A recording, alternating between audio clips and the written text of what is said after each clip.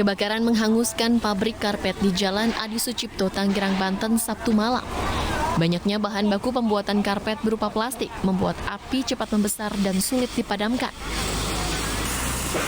Pemadam kebakaran dari Kota Tangerang menerjunkan 7 unit kendaraan untuk memadamkan api. Warga sekitar yang mengetahui kebakaran panik dan berupaya mengevakuasi kendaraan karena tempat tinggal mereka tak jauh dari lokasi kebakaran.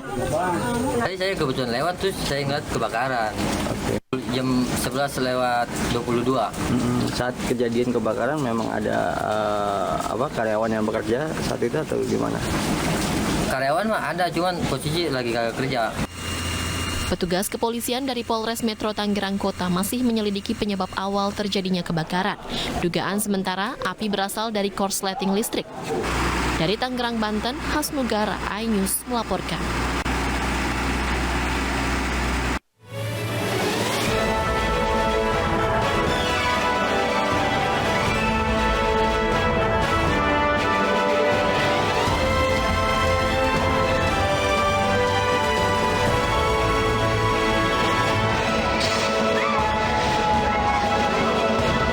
Rumah dan toko berterbangan diterjang angin kencang di Banda Aceh dan Aceh Besar.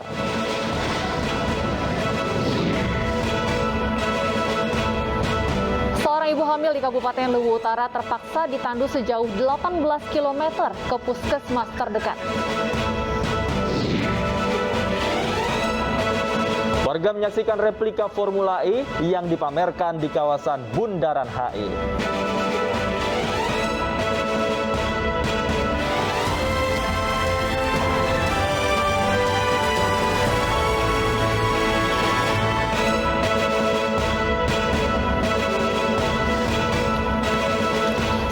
Pemirsa, demikian tadi berita pilihan iNews Sore. Bersama saya, Stefani Patricia. Dan saya, Davi Pratama. Pemirsa, kita awali iNews Sore dengan informasi terkait hujan badai dan angin kencang melanda Banda Aceh dan Aceh Besar Minggu pagi. Akibatnya, atap rumah warga, toko, serta pasar Al-Mahirah rusak parah.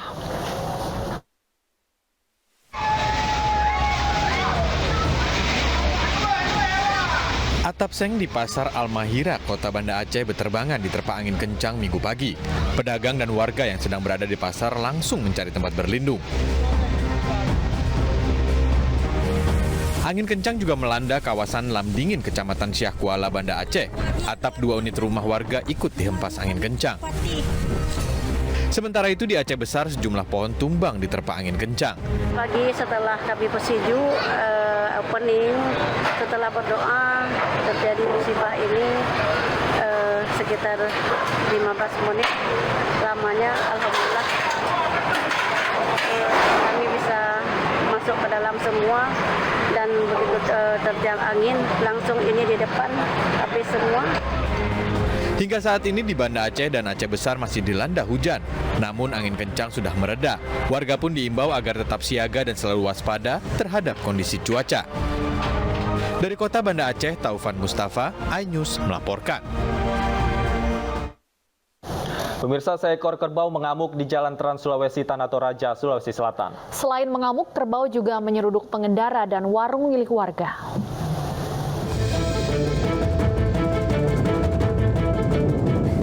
Inilah detik-detik saat kerbau mengamuk di Jalan Raya Trans Sulawesi, Poros Tanah Toraja, Makassar, Kota Makale, Tanah Toraja. Kejadian berawal saat kerbau dibawa jogging oleh pawangnya. Namun kerbau tiba-tiba lepas dari pengawasan pawang dan langsung mengamuk. Kerbau tersebut langsung berlari ke tengah jalan dan menyeruduk pengendara yang lewat. Tak hanya itu, kerbau juga masuk dan merusak warung milik warga. Kejadian ini membuat warga lari kocar-kacir akibat takut menjadi sasaran kerbau. Ada kerbau yang mengamuk, kami pun menghindar. Dan kerbau tersebut menyeruduk salah satu pengendara dan kerbau tersebut lari tidak tahu kemana. Tak ada korban jiwa akibat peristiwa ini. Kerbau ini berhasil diamankan warga setelah berlari sejauh 2 km. Dari Tanah Toraja, Sulawesi Selatan, Jufri Tonapa, iNews melaporkan.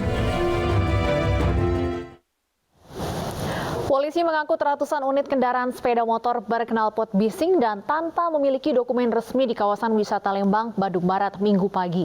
Sejumlah pengendara protes dan terlibat adu mulut karena motornya diangkut.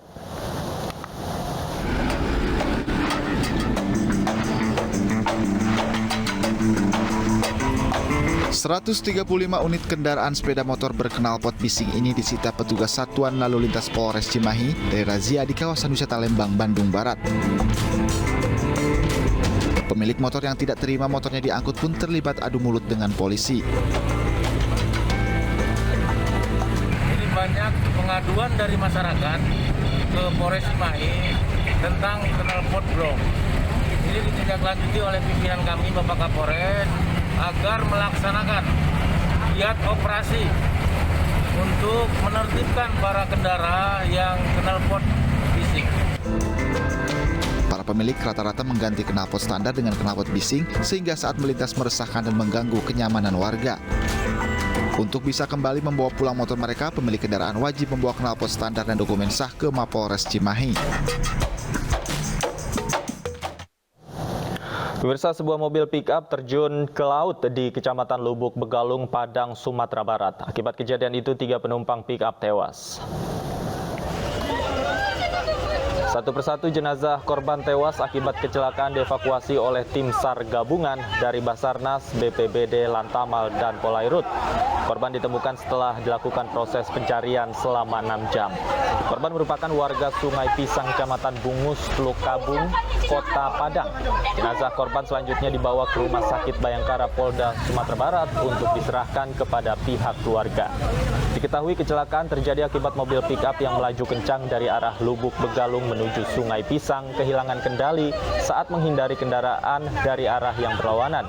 3 orang tewas sementara sopir dan kernet mengalami luka ringan.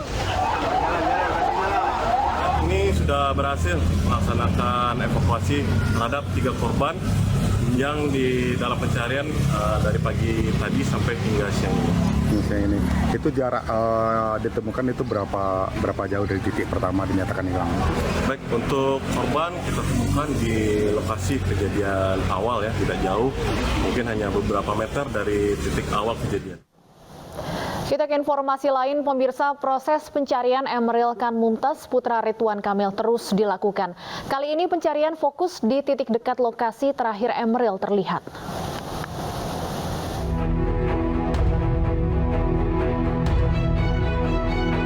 Pencarian terhadap putra Gubernur Jawa Barat Ridwan Kamil, Emeril Khan, dilanjutkan hari Minggu waktu setempat. Pencarian yang memasuki hari keempat ini fokus di titik-titik dekat lokasi terakhir Emeril terlihat. Metode pencarian akan menggunakan perahu dan sensor yang mampu mendeteksi hingga kedalaman 3 meter. Sebelumnya pada pencarian hari ketiga, tim SAR sudah menerjunkan tim penyelam pada titik-titik yang dapat diakses di sepanjang Sungai Ar. Tim SAR juga kembali menerbangkan drone surveillance yang terbang rendah di sepanjang tepian sungai. Ya, nah sekarang saya berada di salah satu titik di mana penduduk bisa langsung berenang ke Sungai Ar ini. Nah, di aliran sungai ini ya pemirsa, ini kalau saya rasakan sangat dingin sekali karena sungai ini menampung lelehan dari es ya yang ada atau salju yang ada di atas di puncak, dan juga pada saat kejadian informasinya sungai ini suhunya kurang lebih sekitar 16 derajat Celcius, jadi sangat-sangat dingin. Lalu di tengah sana juga kedalamannya bisa mencapai hingga 20 meter, jadi cukup dalam. Upaya pencarian Emeril melibatkan unsur polisi, polisi maritim, dan pemadam kebakaran.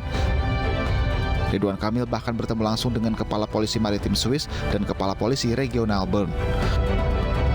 Pertemuan tersebut untuk berkoordinasi sekaligus upaya menggali informasi terkait pencarian Emeril.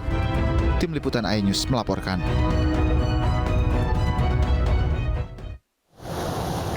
Ya, kota Bern di Swiss tengah menjadi sorotan usai putra Ridwan Kamil hilang saat berenang. Sungai Ar yang menjadi lokasi hilangnya Emeril merupakan sungai terpanjang di negara Swiss yang membelah kota Bern.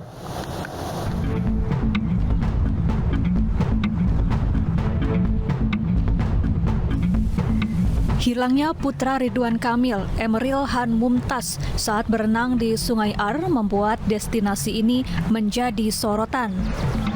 Sungai Ar merupakan sungai terpanjang di negara Swiss yang membelah ibu kota negara, yakni kota Bern.